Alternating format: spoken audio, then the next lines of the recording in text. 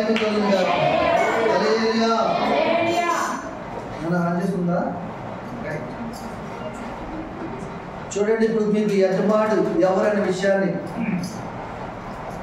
ఇదివరకు కూడా దేవుడు జ్ఞాపకం చేస్తున్నాడు కనుక పిల్లరా,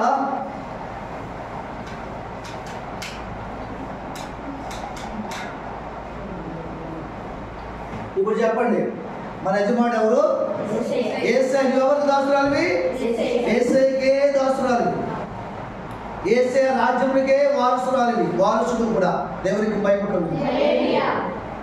అయితే మనల్ని లోకము ఏలుబడి చేస్తుంది, మనల్ని కాదు లోకానికి లోబడి వారిని. ధనాపేక్ష ఏలుబడి చేస్తుంది, ధనాపేక్ష లోబడి వారిని, దాన్ని ప్రేమించిన వారిని. వ్యసనము ఏలుబడి చేస్తుంది, వ్యసనాన్ని ప్రేమించిన వారిని. వ్యభిచారం ఏలుబడి చేస్తుంది, వ్యభిచారాన్ని ప్రేమించి దాని వరకు ప్రాణం పోయినా సరే దానితో జీవించాలని నేను తీసుకున్న వారిని. నిజమైన కూడా ఏలుబడి చేస్తుంది. ఏమండి? పాపము ఏలుబడి చేస్తుంది, పాపానికి దోషులుగా జీవించాలనుకున్న వారిని, శరీరాశలు కలిగిన వారిని. భూతులు ఏలుబడి చేస్తున్నాయి, అపవాది తంత్రాలు ఏలుబడి చేస్తున్నాయి. అపవాది ఏలుబడి చేస్తున్నాడు. ఎవరిని ఏలుబడి చేస్తున్నాడు?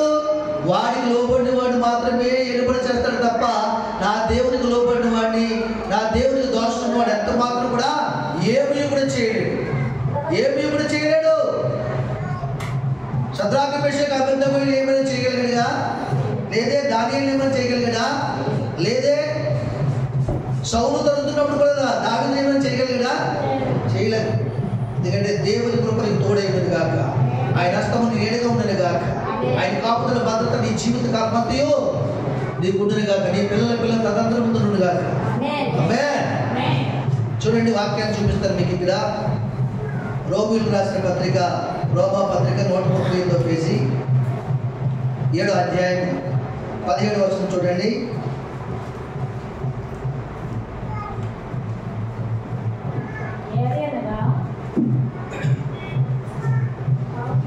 చూడండి అక్కడ 17వ వచనం నుంచి.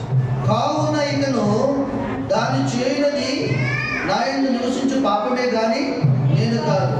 నా యందు అనగా నా శరీరమందు మంచిది ఏది నివసింపదని నేను ఎదుగుతును. మేలేది చేయవలనని కోరిక నాకు కలుగుచున్నది కానీ దాన్ని చేయటం నాకు కలగట్లేదంట. సరే, హల్లెలూయా. ఎందుకు కలగట్లేదో మీకు ఇక్కడ చూడండి, ఒక విషయాన్ని చూపిస్తాను. 19వ వచనం చూడండి. 19వ వచనం చూడండి. నేను చేయగోరు మేలు చేయగోరని కీడు చేయుచున్నాను, నేను కోరని దాన్ని చేసిన యెడల దానిని చేయనిది నా యందు నివసించు పాపమే గాని ఇక్కడ నేను కాదు. ఇక్కడ కూడా ఇలాగే మాట్లాడుతున్నాడు. చూసారా? ఇక్కడ కూడా ఇలాగే మాట్లాడుతున్నాడు. ఎలా మాట్లాడుతుంటా? అక్కడ అక్కడ చూసుకున్నట్టు 17వ వచనం కూడా ఏమంటాడు? ఏమండి?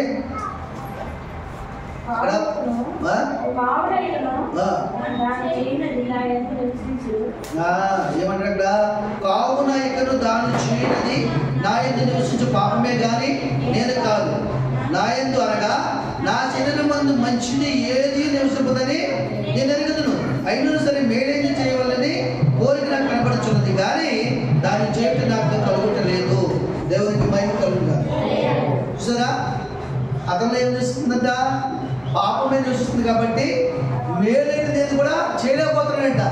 మేలైనది చేయాలని కోరిక ఉంది. మేలుకరమైన దేవుడు నమ్ముకున్నాడు, మేలుకరమైన మాటలు నడుస్తున్నాడు, మేలుకరమైన మాటలు వింటున్నాడు. చెడును ఆశ్రయించుకోమని, భక్తిని దూరపరచుకోమని, పాపానికి దూరంగా ఉండమని, ఏమండి పరిశుద్ధతకి దగ్గరగా ఉండమని అనేకమైన మాటలు వింటున్నాడు. కానీ అతని జీవితంలో అతను ఏది చేయాలనుకున్నాడు మేలు, ఆ మేలు చేయలేక కీడునే చేస్తున్నాడు. దాని గల కారణం ఏంటి? దాని గల కారణం ఏంటి? ఆ కీడు అతని హృదయంలో నివసిస్తుంది, పాపం అతని హృదయంలో నివసిస్తుంది. కానీ మేలు చేయని ఆత్మ ఉంది. శరీరము హృదయం మాత్రము మనసు కీడు చేయమని ప్రేరేపిస్తుంది. ఇది అర్థమవుతుందా? కాబట్టి ఈ శరీరములకు, ఈ మనసుకి, హృదయానికి లోబడిపోతుంది కనుక ఆత్మ చెప్పే గద్దింపుని ఏం చేస్తాడు? లెక్క చేయక మేలు చేయమని ఆశ కలిగి ఉన్నా, కోరిక కలిగి ఉన్నా, ఆలోచన కలిగి ఉన్నా, ఆఖరి ముగింపులో తను చేస్తున్న పని ప్రారంభించి ఆఖరి వరకు కూడా పాపపు పని, కీడు పని, మేలు చేయలేని పని చేస్తున్నాడు, కీడు చేస్తున్నాడు. అక్కడ పచ్చిగా చెప్తుంది కదా, ఏమిటంటే కావునంటే కాబట్టి ఇక్కడ దాన్ని చేయనది నా యందు నివసించే పాపమే కానీ నేను కాదు. నా యందనగా నా శరీరం మంది మంచిది ఏది నివసింపదని నేను అడుగుతున్నాను. మేలేని చేయవలని కోరిక నాకు కలుగుతుంది కానీ దాన్ని చేయడం నాకు కలుగుతా లేదు. చూసారా, అక్కడ శరీరం మంది ఏం నివసిస్తుందంట? పాపము నివసిస్తుందటండి. ఇందాక మాట్లాడుకున్నాం కదా, పాపములకు ఎవడు దోషంగా జీవించడానికి నిర్ణయం తీసుకుంటాడో, లోబడతాడో, వారి శరీరంలో ఏముంటుంది? ఆరాధనకు వచ్చినా, ఆరాధనలో గడిపినా, వాక్యం విన్నా, కాబట్టి చప్పట్లు కొడుతున్నా, బయటికి వెళ్ళంటే పాపము దానిలోకి ప్రవేశిస్తారు. ప్రవేశించి దాన్ని ఇచ్చిన దాని కోరిక నెరవేర్చమని బలవంతం చేస్తారు. కాబట్టి మేలు చేయడం వల్ల కాలేకపోతుంది. చాలా మంది అనుకుంటారు, చాలా మంది అంటారు, ఏమండి ఈ వ్యసనాన్ని విడిచిపెట్టాలనుకుంటారండి. దీనివల్ల నా పిల్లలు చాలా ఇబ్బంది పడుతున్నారండి, వాళ్ళు సరైన ఆహారం పెట్టలేకపోతున్నారండి, నా భార్యకి సరైనటువంటి శారీ కొనివ్వలేకపోతున్నారండి, చదివించలేకపోతున్నారండి, ఈ వ్యసనాల వల్ల నా జీవితం అంతా కూడా పాడైపోతుందండి, కానీ దీన్ని విడిచిపెట్టాలనుకుంటున్నాను, విడిచిపెట్టలేకపోతున్నాను అంటారంటారా? కొంతమంది స్త్రీలు అంటారు, పాస్టర్ గారు వాక్యం చెప్తుంటే నాకు భయం కలిగింది, నాకు చాలా వేదన కలిగింది, నేను బూతులు రోజులన్నీ కూడా జ్ఞాపకం వచ్చాయి, కానీ బూతులు మానేయాలనుకుంటాను, కానీ బయటకు వచ్చాక అపవాది నా కోపం గుర్తించి నన్ను కించపరిచి అవమానపరిచి నా చేతే బూతులు మాట్లాడినట్టుగా నిబంధన చేసుకుని నన్ను నిబంధన మీరి పాపములకు దోషులు కట్టినట్టుగా నేను అయిపోతున్నాను అని చెప్పుకున్నాడు. ఏమండి ఇప్పుడు దానికి కారణం చెప్పమంటారు? మనసు పెట్టుకునండి, కొద్ది నిమిషాల్లో ముగిస్తారు. మనసు పెట్టుకుని అలాగే మనిషి ఇక్కడ నిబంధన చేసుకుని పాపము జోలికి వెళ్ళకూడదని మనసారా దేవుణ్ణి అనుకుని మనసులో నిర్ణయం తీసుకుని ప్రార్థన చేసుకుని బయటికి వెళ్ళిన తర్వాత కూడా పాపంలో ఎందుకు పడిపోతుందంటే కారణం ఒకటే.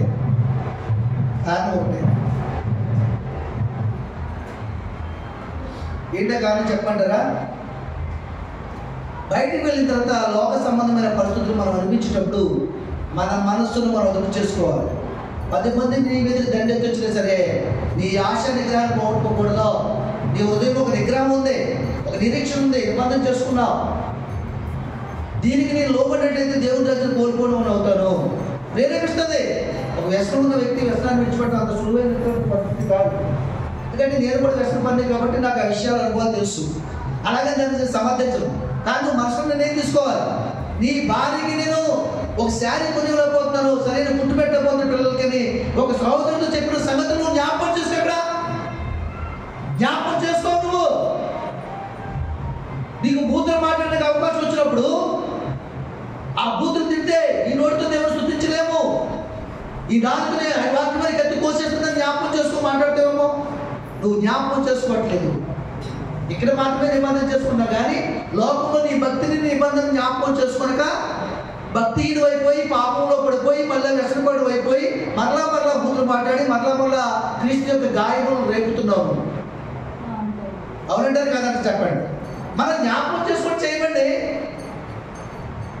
పాపం వల్ల వచ్చే జీతమేంటో, మరణమేంటో, వ్యాధులేంటో, సమస్యలేంటో, మన కుటుంబం ఎక్కడ కూలిపోతుందో, మన పిల్లలు మనకు ఎందుకు లోపట్టలేదో, మన భర్త మనతో పాటు దేవుని సన్నిధికి ఎందుకు రావట్లేదో ఒక జ్ఞాపకం నువ్వు చేసుకున్నట్లయితే నువ్వు బూతులు మాట్లాడవు, దేవునికే దోషులుగా ఉంటావు తప్ప అపవాదికి, లోకానికి దోషులుగా ఉండవు.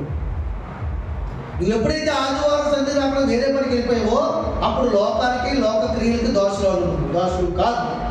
అలాంటి వారు దేవుని రాజ్యానికి వారసులు కాదు. ఎన్నిసార్లు ఎప్పటి వరకు ఆదివారం తప్పిపోయి ఒకసారి జ్ఞాపకం చేసుకో. ఇక్కడి నుంచైనా సరే దేవుడు దోషులుగా జీవించడానికి ఇష్టపడు, దోషులుగా జీవించడానికి ఇష్టపడు. లేకపోతే ఆ యజమానుడు ఏం చేస్తాడు? వాడు మేలు చేయడు, నీ జీవితంలో కీడే చేస్తాడు. యజమానుడు లోకానికి ఒక యజమానుడు ఉంటాడు, లోకనాథుడు పేరు. లోక యజమానుడు ఏం చేస్తాడు? నీకు రోగాలు పుట్టిస్తాడు, నీ పిల్లలకు రోగాలు పుట్టిస్తాడు, నీ కష్టార్జితమంతా ఎక్స్రేలకి వైద్యానికి అయిపోయినట్టుగా చేస్తాడు. నిజంగా చెప్తున్నాను. నిజంగా చెప్పండి, నిజంగా చెప్పండి. రోగమును బాగు చేసేవాడు నీ యజమానుడు, నా యజమానుడు యేసయ్య. రోగము కలిగించేవాడు అపవాది.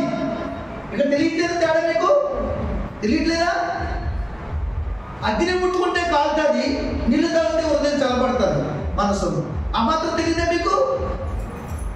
కాబట్టి నువ్వు జ్ఞాపకం చేసుకో, దేవుడి సందులో దేవుడిని ఎలా బ్రతికించాడు, ఎలా కుటుంబాన్ని కట్టాడు, ఎలా భక్తి నేర్పాడు, ఈరోజు ఎలా నీ కుటుంబాన్ని తీసుకెళ్తున్నాడు జ్ఞాపకం చేసుకో. నువ్వు జ్ఞాపకం తెచ్చుకుంటే నీ బిడ్డల ప్రార్థనలో జ్ఞాపకం చేసుకుంటావు. అప్పుడు నీ బిడ్డల మీద దృష్టి ఉంచుతాడు దేవుడు. ఉంచుదా? 10 సార్లు తన కుమార్తె కోసం ఏసే దగ్గరికి వచ్చి బతిమాలింది. నా కుమార్తె సావసిద్ధమైందయ్యా, ఒకసారి కనికరించి బాగు చేయడానికి బతిమాలిందా లేదా? ఆయన చిరాకు పడి నేను ఇశ్రాయేలు ప్రజల మధ్యకి వచ్చేది తప్ప మరి వేరొక పిల్లలకి ఆహారం రాలేదు, కుక్క పిల్లలు పెట్టడం రాలేదు, దేవుని పిల్లలు పెట్టడానికి వచ్చానని చెప్పాడు.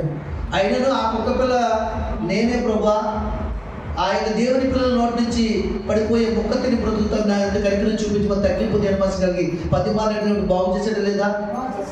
అలాగే నువ్వు జ్ఞాపకం చేసుకుని నీ బిడ్డల మీతో ప్రార్థన చేస్తే నీ బిడ్డ ఇక్కడ ఉంటాడు, నీ భర్త ఇక్కడ ఉంటాడు.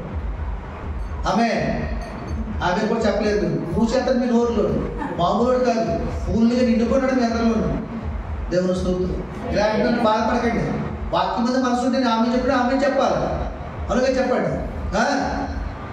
ఎక్కడో మనసు ఉంటే ఆమె చెప్పలేము, ఇక్కడ మనసు ఇక్కడ ఉంటావు. సత్యం చెప్తున్నాను లేదా చెప్పండి? సత్యమే చెప్తాను.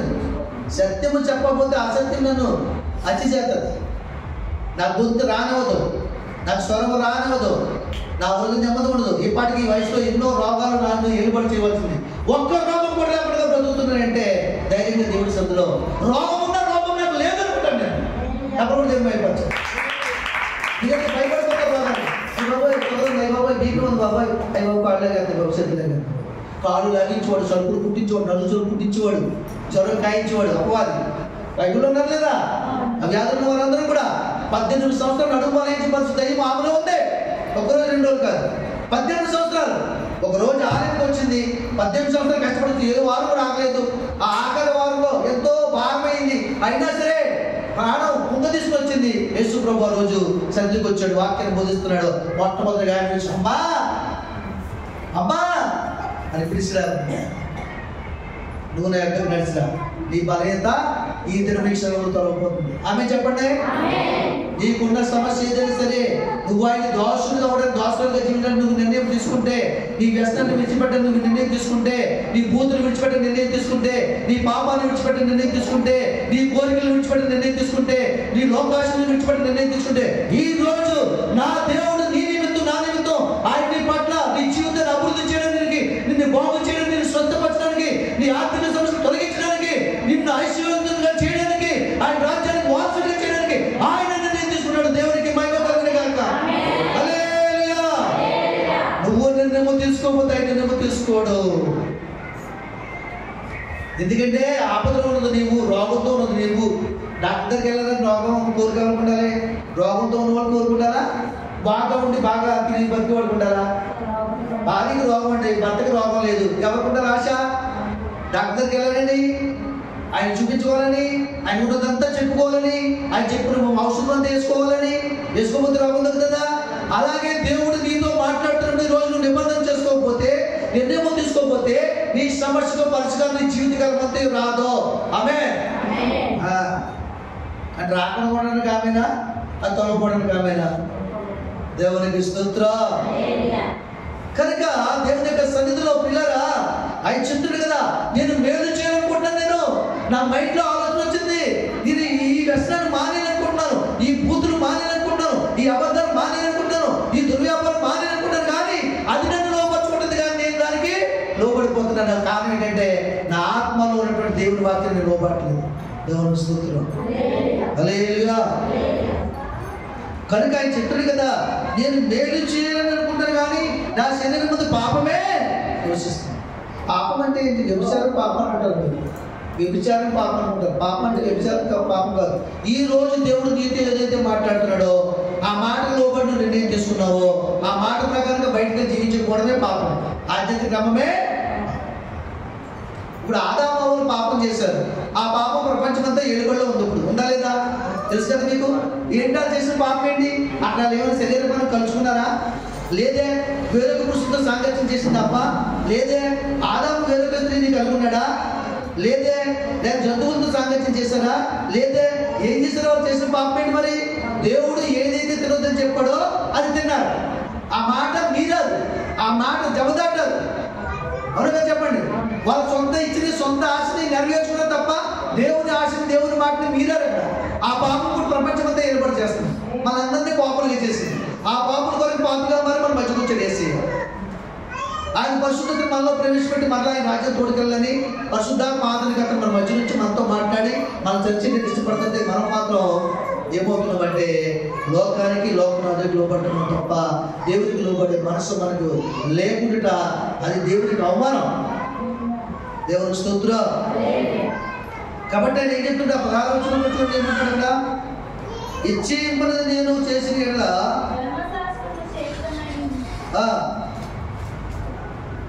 చూడండి అక్కడ, కావున ఇకను దానిని చేయనది నాయన నివసించింది పాపమే కానీ నేను కాదు. నాయనగా నా శరీరం మంది మంచిది ఏది నివసించింది అడుగుతును, మేలేది చేయవలని కోరిక నాకు కలుగుతుంది కానీ నేను దాన్ని చేయటం నాకు కలగట్లేదు.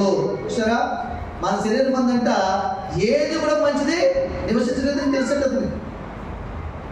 పాపంలో ఉన్నవాడికి, వ్యసనంలో ఉన్నవాడికి ఇక ఏ మంచి చెప్తే వాడికి ఇష్టపడతాడు? ఇష్టపడ్డు. కాబట్టి పాపమే వాడి ఎందుకు నివసిస్తుంది. కాబట్టి మేలు చేయని ఆలోచన దాన్ని చేయలేకపోతుందట. ఏమండి ఇక్కడ చెప్తున్నారు కదా, ఇంకేం చెప్తున్నారు? 18వ వచనం, అనగా నా శరీరం మందు మంచిది ఏది నివసిస్తుందని నేను ఎందును, మేలైంది చేయాలని కోరిక నాకు కలుగుతుంది కానీ దాన్ని చేయటం నాకు కలుగట్లేదు. నేను చేయగలను మేలు చేయక చేసిన ఎడల దానిని చేయనది నా యందు నివసించి పాపమే కానీ ఇక్కడ నేను కాదు. దేవుని స్తోత్రం.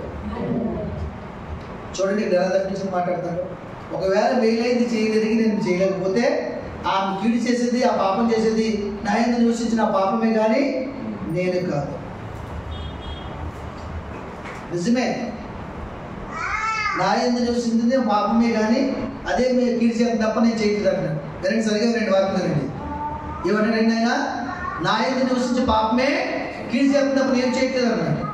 ఎందుకంటే ఇప్పుడు ఒక వ్యక్తి చనిపోయిన వ్యక్తి ఉన్నాడు, ఉదాహరణ చెప్తున్నాను మీకు. అతను నాకు ఆత్మ లేదనుకోండి, అతను ఏమైనా చేయగలడా? చేయలేడు. ఆత్మ ఉంటేనే చేయగలడు, బతుకుంటేనే చేయగలడు. అలాగే తను చెప్తుంది ఏంటంటే, నేను చేయనిది నా హృదయం నాతో చేస్తుంది, నా శరీరంతో కేకలు వేసి నా మనసు చేస్తుంది. నా ఆత్మ కూడా ఏమైపోయిందంటే నా దేవుని నిర్ణయాన్ని కోల్పోయింది. ఎస్, చూడండి, నేను కొన్ని సందర్భాలు చూశాను రాత్రి. అప్పటి వరకు కొంతమంది పిల్లలు ఎక్కడికి వెళ్ళలేదు, అక్కడే ఉన్నారు ఇంటి ముందే. కానీ నన్ను కుర్రలు కలిసి వచ్చి ఈ టైంలో ఆనందించకపోతే ఎట్లా అదే అది దోస్తులు ఏం చేస్తారు చెప్పుకుంటాడు, ఏం చేస్తారు చెప్పు, వీళ్ళే ఆతో పాటు దోల్సిందని. మరి అలాగే ఈ హృదయము, మనసు, ఆత్మని, శరీరము, కోరికలు ఈ ఆత్మ ఏం చేస్తాయంటే తోసేస్తున్నాయి, లొంగ తీసేస్తున్నాయి. ఇలా కావడానికి కారణం ఏంటో తెలుసా? నీ హృదయం అన్నిటికంటే మోసకరమైనది కాబట్టి, నీ హృదయం అన్నిటికంటే జాగ్రత్తగా ముఖ్యంగా కాపాడుకోవాలి కాబట్టి దానిలో వాక్యము లేదు. శరీర ఇచ్చలు, శరీర కోరికలు పాపంగా ఏర్పాటు చేస్తున్నాయి. అవునంటారా కాదంటారా? ఎవరి హృదయం అయితే వాక్యం ఉంటుందో తన వాక్యానుసారంగా జీవితం దైవచిత్తం జరిగిస్తాడు. కొన్ని భక్తులు చూపిస్తున్న చూడండి, అబ్రహాము హృదయంలో వాక్యం ఉంది కాబట్టి ఎన్ని శ్రమలు వచ్చినా, ఇదిగులు వచ్చినా, ధనవంతులైన దళితులుగా జీవితానికి ఇష్టపడి ఆహారం లేకుండా ఏమంటే ఆకలితోనే దేవుడు రాజ్యం వైపు చూశాడు. విస్తారమైన పంటను కోసాడు, ధనవంతులయ్యాడు. మరలా అందరికంటే ధనవంతులయ్యాడు. దేవుడు ఇస్రాయేలు కంటే విస్తారమైన బిడ్డల్ని కలిగి ఉన్నాడు. ఉన్నాడు లేదా? ఎందుకు? దేవుని మాట ఉంటే మాట, అబ్రహామా నువ్వు నాకు కావాలి, నేను చూపించే దేశం నువ్వు ప్రయాణించి, ఇంకెటు నువ్వు నడవద్దు, ఎన్నో త్రోవలు నడిచావు, ఎన్నో విధాలు జీవించావు, అది నీకు నెమ్మది లేదు. నేను చూపించే దేశానికి వెళ్ళు, నీకు నెమ్మది ఉంటుందని చెప్పు. ఆ మాట లోపడడం లేదా? లోపడడం లేదా? ఒకే ఒక మాట అండి. ఇక్కడి నుంచి అక్కడ ఆ దూరం వెళ్ళగా చెత్తపడుకుంటా దూరం వెళ్ళేటప్పటికి తండ్రి చచ్చిపోయి ఇంట్లో బట్టలు చదువుకునేటప్పుడు, కోట్లు పట్టుకునేటప్పుడు వెనక్కి తిరిగి రాలేదే. మనమైతే గోళ్ళు మంది కబుర్లు చెప్పారు, అబ్రామా మీ నాన్నగారు చనిపోయారు కదా, ఎక్కడికి వెళ్తుందా పోట్లాడుకుని, ఇంకా వ్యాపారం చేద్దామా బొమ్మలు అమ్ముకుని అంటే ఆయన ఏమన్నా తెలుసా? మనసులో దుఃఖపడుతూ ఆత్మలో ధైర్యం తెచ్చుకుని ఇంకో నేను ఉత్తరం దగ్గర ప్రయాణం చేయవలసి ఉంది. దేవుడు చూపించే ప్రదేశానికి వెళ్తున్నాను. చెప్పకూడదు. శద్రాకు మేషకు అబద్ధగోయలు వాళ్ళ ఉదయంలో దేవుని మాటలు ఉండబట్టే లోకానుసరమైన ఆహారాన్ని, బలమైన ఆహారాన్ని, రాజుకి ఇచ్చే ఆహారాన్ని ఆ యొక్క అధిపతి తీసుకొచ్చి పెడతానన్నా, బలమైన ఆహారాన్ని ఇస్తానన్నా, మాకొద్దు ఆహారము, మాకు ఎప్పుడు తినే శాకాహారమే కావాలి. గతవద్దా ఎప్పుడు తినే శాకాహారం మాత్రం మాకు కావాలి. అబ్బో అలాగే తింటున్నట్లయితే మీ మొక్కలు అందంగా ఉండవే, కలగా కనబడవే, రాజు నా పెంపకంలో లోపకొచ్చని చెప్పి నన్ను చంపుతాడు రాజు, నాకు అలా వద్దు బాబు, మీరు ఇదే తినని బలవంతం చేస్తే మళ్ళీ వంటలు తెలిసి యజమానితో చేయగలరు. మీకు నిజముగా చెప్తున్నాం, మా దేవుడి మీద ఆనబడి చెప్తున్నాం, మేమందరికంటే అందంగా, ఆకర్షణీయంగా, తెలివిగా కనబడతాం రాజుకి. అలా కనబడకపోతే నా పాడు, మమ్మల్ని మాత్రం బలవంతమో చేయొద్దని చెప్పాడు. దేవుని స్తోత్రం. హల్లెలూయా. నిజంగా పెంచి ఆ పోషించిన అందరికంటే కూడా వీళ్ళిద్దరే సంతోషంగా, ఆనందంగా కనబడ్డారు. ఎవరికి? ఆ యొక్క రాజు. వీళ్ళు ఏం తిన్నారు? శాకాహారం తిన్నారు. కానీ వీళ్ళకి కావాల్సిన ముఖ్యమైన ఆహారం ఏంటి? ఆత్మసంబంధ ఆహారం. మనకి గోళ్ళ ఆహారం, పౌచు పెట్ట, ఆ పెట్ట, ఈ పెట్ట, గోలిచి పెట్ట, అంటే పెద్దోడు చిన్నోడు అది ఏం తిన్నారు చెప్పండి? శాకాహారం తిన్నారు. నిజంగా భయము భక్తి కలుగున్నవాడు, భక్తి చేయనున్నవాడు ఎప్పుడు శాకాహారం తింటాడు. అర్థమవుతుందా? మాంసాహారం ఏం చేస్తుంది చెప్పండి? మీరు ఏం చేస్తుందో మనకు బాగా లోవుగా చేస్తుంది, తర్వాత మత్తులుగా చేస్తుంది. అవునగా చెప్పండి. మాంసాహారం ఏం చేస్తుంది? మత్తుకలుగా చేస్తుంది, శరీరాన్ని బలపడుతుంది, ఈజీగా పనిచేయలేము, బరువుపోయి కింద కూర్చున్న వాళ్ళు బయట కూర్చో సాయంకాలం మోకాలేసి ప్రార్థన చేయలేము. అవునా? మనగా చెప్పండి. సన్నగుంటే మోకాలేసి ప్రార్థన చేయాలి. లేకపోతే ఏమేమని బరువైపోయి మోకాళ్ళు మీకెత్తుంటాయి, నడుగో నాగెత్తుంటుంది. కాసేపు మోకాల మీద, కాసేపు చిక్కుపిక్కల మీద లేకపోయి కూర్చుంది. అవునా? ఇంకా సేపుకి ఆ మడత తీసేసి బాసిపోతుంది. కారణం నాతో సహా నేనేం గొప్పనని చెప్పట్లా, నాదేం బరువే. దీన్ని తగ్గించుకుంటే మంచిది. దేవుని స్తోత్రం. ఇది రావచ్చు కదా, అదేదో ఒప్పుకుంటే మాకు వదిలిపోతుంది కదా. మరి మీదేమో మామూలుగా తింటాడవచ్చు. దేవుని స్తోత్రం. కాబట్టి పిల్లరా ఆయన తింటారు కదా, నేను మేలు చేయగలుగుతాను, చేయలేకపోతుంది, నాలో పాపమో నివాసం చేస్తాను. దేవుని దగ్గరికి వచ్చి కూడా ఇంకా పాపం నివాసం చేస్తే అవమానం కదా? ఆ పాపాలు బట్టి మనకు అవమానం కదా? చెప్పండి. అవమానమే, విడిచిపెట్టండి. కనుక దేవునిలో చూడండి, అక్కడ మరొక మాట చూపిస్తున్నాం. చూడండి అక్కడ, అందుకని ఏం చెప్తున్నాడు? నేను చేయగోని మేలు చేయక చేయగోని కీడు చేయుచున్నాను. నేను కోరందాన్ని పాపమే కానీ, కోరందాన్ని చేసిన దాన్ని చేయలేదు ఆయన నివసించే పాపమే కానీ ఇక్కడ నేను కదా అంటాడు. మళ్ళా చూసారా, దేవుని ఏళ్ళ భయము భక్తి ఉంటే నువ్వు దేవుని తగ్గట్టుగా జీవిస్తావు. శద్రాకు మేషకు 5 అబద్ధగోయలు ఏముంది? దేవుని ఏళ్ళ భయము భక్తి, వాళ్ళ ప్రాణము కంటే ఎక్కువగా ప్రేమించే దైవారాధన ఉంది. దానియేలు కూడా అదే ఉంది, అబ్రహాము కూడా అదే ఉంది. కాబట్టి వారు ఈ పరిశుద్ధ గ్రంథంలో, జీవ గ్రంథంలో, పరలోక రాజ్యంలో ఈ ప్రపంచమంతా భక్తులుగా కొనియాడుతారు. మరొక విషయం చూపిస్తాను చూడండి. అదే రోమపత్రిక 5:7 14-15 చూడండి. ధర్మశాస్త్రము ఆత్మ సంబంధమైనదని ఎరుగుతుము, అయితే నేను పాపమును కమ్మబడి శరీర సంబంధమే ఉన్నాను. చూసారా, ధర్మశాస్త్రం ఏమైందంట? ఆత్మ సంబంధమైంది. ఏమ్మా, ధర్మశాస్త్రం ఏ సంబంధమైంది? ఆత్మ సంబంధమైంది. ధర్మశాస్త్రం అంటే ఏంటి? దేవుని వాక్కు. ఇది ధర్మశాస్త్రం అంటే ఏంటి? దేవుని వాక్యము. ఇది ఆత్మ సంబంధమైంది. ఇది ఒక ఆత్మను ఇచ్చును నెరవేర్చుకోమంటది, ఆత్మను తృప్తిపరుస్తుంది, శరీరాన్ని ఉప్పొంగు చెందింది. ధర్మశాస్త్రం ఏమైందంట? ఆత్మ సంబంధమైంది. మైనదని ఎరుగుతుము, అయితే నేను పాపమును కమ్మబడి శరీర సంబంధమై ఉన్నాను. అదండి ఆన్సర్. ఇది ఆయన ఏమన్నాడు? ధర్మశాస్త్రం నేను వినుచున్న వాక్యము, నేను చదువుతున్న బైబిల్ ఉన్న వాక్యము, నేను పాడుచున్న పాటలు, నేను వెళ్ళినటువంటి ఆరాధన, నా దైవదోషం చెప్పే దేవుని మాటలు ఇవన్నీ కూడా ఆత్మ సంబంధమైనవే, అవి తప్పగా సూచించవచ్చువే. అయితే నేను శరీర సంబంధమై పాపమునకు అమ్మబడితే చెప్పకూడదు. ధర్మశాస్త్రం ఏమైంది? దేవుని వాక్యం ఏమైంది? ఆత్మ సంబంధమైనది. ఇతను దేనికి అమ్మబడుతున్నాడు? శరీర సంబంధమైన వాటికి. శరీర సంబంధమైనది ఏంటి? శరీర సంబంధమైనది ఏంటమ్మా? లోకాశ, శరీరాశ, నేత్రాశ, జీవకుడమ్మం, ఇవన్నీ కూడా శరీర సంబంధమైనవి. నేత్రాశ అంటే ఏంటి? నేత్రాశ అంటే ఏంటి? అందమైన పురుషుడు కనబడుతుంది. ఆహా ఎంత అందంగా ఉన్నాడు, నా భర్త ఉన్నాడు, నల్ల చింతపండ్లు. అసలు ఇతను ఎలా పుట్టాడంటావు? దేవుడు తల్లి, ఇతనికి అన్న తల్లి ఎంత అందమైందో, నా భర్త ఉన్నాడు, ఎలుగుబట్లా ఉంటాడు. ఏమండి ఇదేంటిది? ఏంటి చెప్పండి?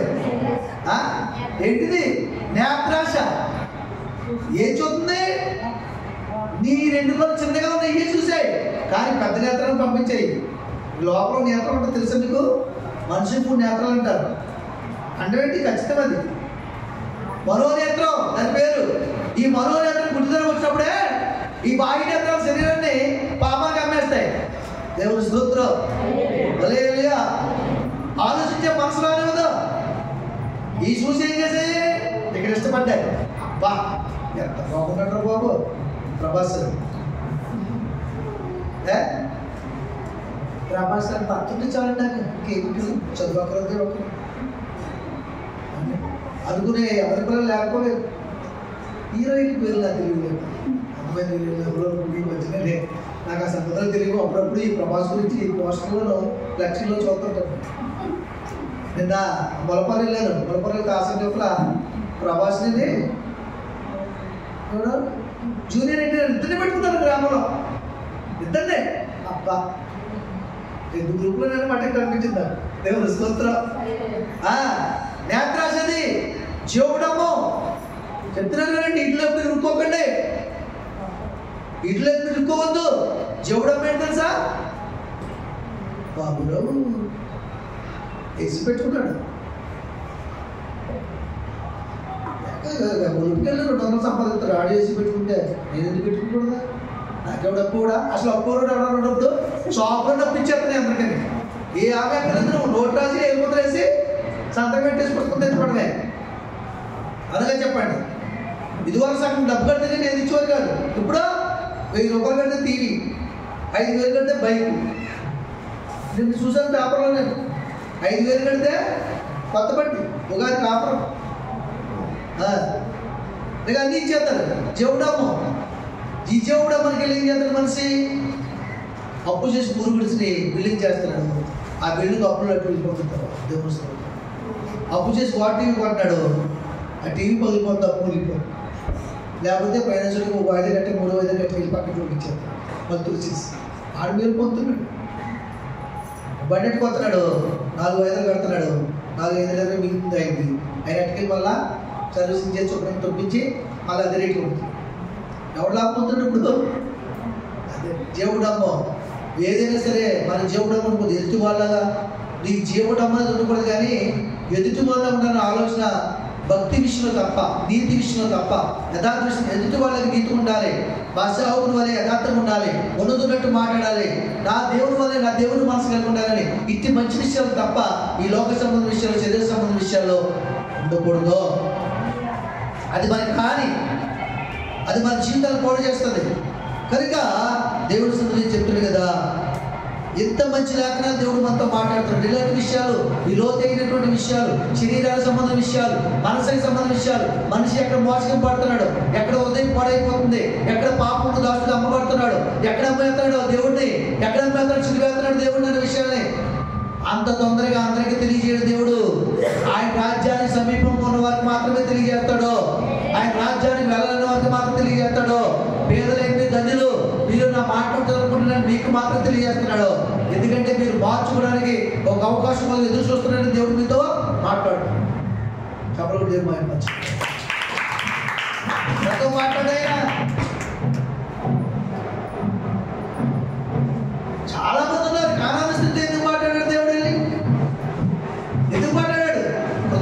బుద్ధి ఉంది ఆమెకి. మేలు చేయవారికి ఇద్దరు మేలు చేసే మనసు ఉంది, ప్రకటన చేసే మనసు ఉంది, సువార్త చేసే మనసు ఉంది, కష్టపడి నీళ్లు తోడే మనసు ఉంది. అది గుర్తిస్తాడు దేవుడు. ఆ మనసును గుర్తించి మీతో మాట్లాడుతున్నాడు. మీరు ఆయన రాజ్యానికి వారసులుగా ఉండాలని. దేవునికి మహిమ కలుగును గాక. హల్లెలూయా. కాబట్టి మన యందు నివసించింది ఏంటంటే పాపము. మన యందు ఏం నివసించాలి? నువ్వు పాపము అనే యజమానికి, లోకనాథునికి, అపవాదికి యజమానికి నువ్వు ఎంచుకుంటే నీలో పాపం నివసిస్తారు. దేవుని వాక్యాన్ని యజమానుగా నువ్వు ఎంచుకుంటే నీలో దేవుని వాక్యం మాత్రం నిలుచుంటారు.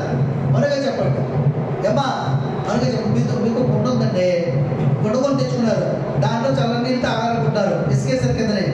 అందులో కాబట్టి టీ ఎట్టుకొచ్చిపోతే టీయే ఉంటుంది, నీళ్ళు ఎట్టుకొచ్చిపోతే ఏమ్మా నీళ్ళే ఉంటాయి. ఇవన్నీ కాదు. కొంతమంది పేడ ఇంటర్వ్యూలు పేడ కోసం తెచ్చుకుంటారు. కొంతమంది ఆ పేడ నీళ్ళు కలిపేసి ఆ పేడ నీళ్ళు ఆ కుండలో పోసిన అనుకోండి, ఆ పేడ నీళ్ళే ఉంటాయి. అంతేనా? మరి అంతేనే కదా. ఆ పేడ నీళ్ళు ఏమనగా మంచి నీరుగా జీవజలమూటగా చేయగలమా? చేయలేము. నువ్వు ఏది పోస్తే దేవుడు. అలాగే నీ ఉదయమైన కుండలో దేవుని వాక్యం నింపుకుంటే దేవుని వాక్యం నింపబడుతుంది. లోకాన్ని నింపుకుంటే లోకాన్ని, శరీరాన్ని నింపుకుంటే శరీరాన్ని.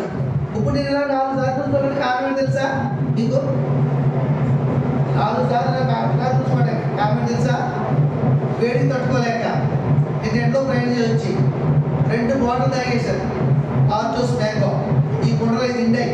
ఈ కుండలో నిండిన తర్వాత ఆ రసము, ఆ రసాయన పదార్థాలు నిండిపోయి ఇలా వస్తున్నాయి. ఇక అర్థం చెప్తున్నాను అంతే. దాన్ని నేను కించపరచుకోవడం కాదు, మీరు నవ్వుతారు కాదు. అలాగే మీలో పాపము, పేడ నీళ్ళు ఇలాంటి పాపం ఉంటే మీలోంచి కూడా ఏమవుతుంది? పాపానికి తగినటువంటి జీతం మరణంగా బయటికి వస్తాం. దేవుడి రాజ్యానికి వారసులుగా మీరు ఉండలేవు. దేవునికి మహిమ కలుగుతుంది కాదు. చూడండి, హెచ్కేల్ గ్రంథం చూడండి.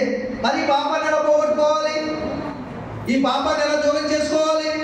ఎలా మనం రక్షించబడతాం? ఎలా దేవుని వాక్యం దగ్గర అవుతాం?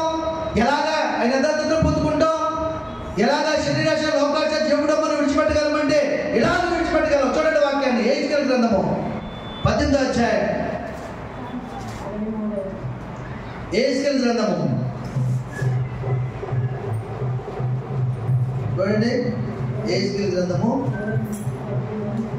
18వ అధ్యాయం 21 చదవండి.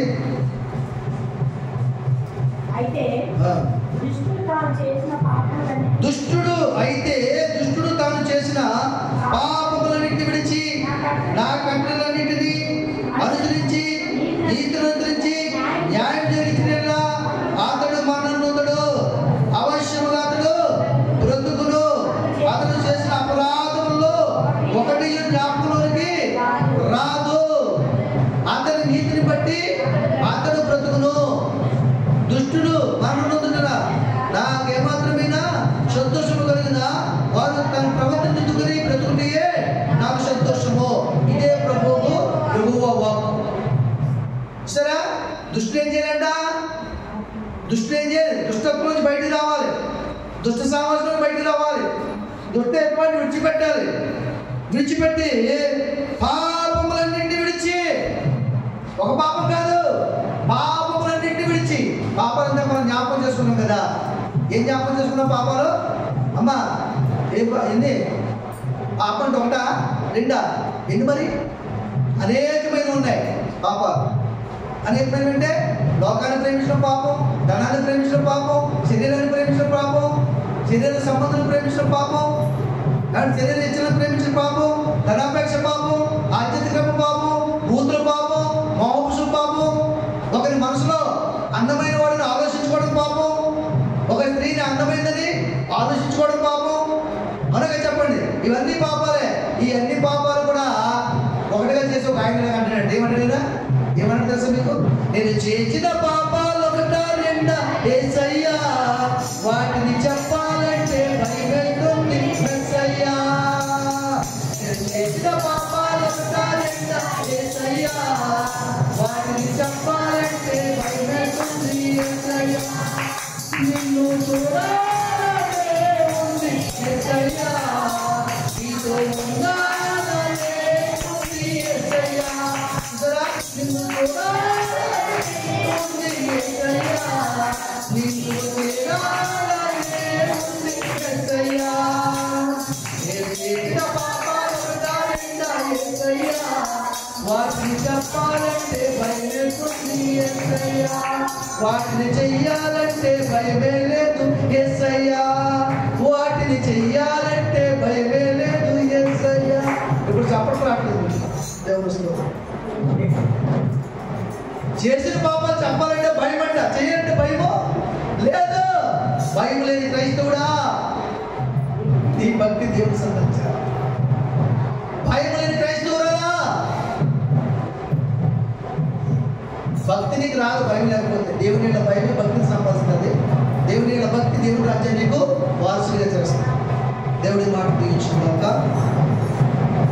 కాబట్టి మనం ఏం చేయాలంట, మన పాపములన్నింటినీ విడిచిపెట్టి ప్రభు సందులో ప్రభు వాక్య మనసులో నింపుకోవాలి. మనసారా దేవుని స్తుతించాలి, ఆరాధన చేయాలి. వాటన్నింటినీ విడిచిపెట్టుకుంట అతను మరణం నొందుడు, మరణం నొందడా, మరణం నొందనే నొందడు. నా కట్టలను అనుసరించి నీతిని అనుసరించి న్యాయం జరిగించిన అతను మరణం నొందుడు. అవశ్యంగా బ్రతుకులో అతను చేసిన అపరాధంలో ఒకటి కూడా జ్ఞాపకం, ఎప్పుడో చేసిన పాపంలో ఒకటి కూడా జ్ఞాపకం దేవుడు చేసుకోడు.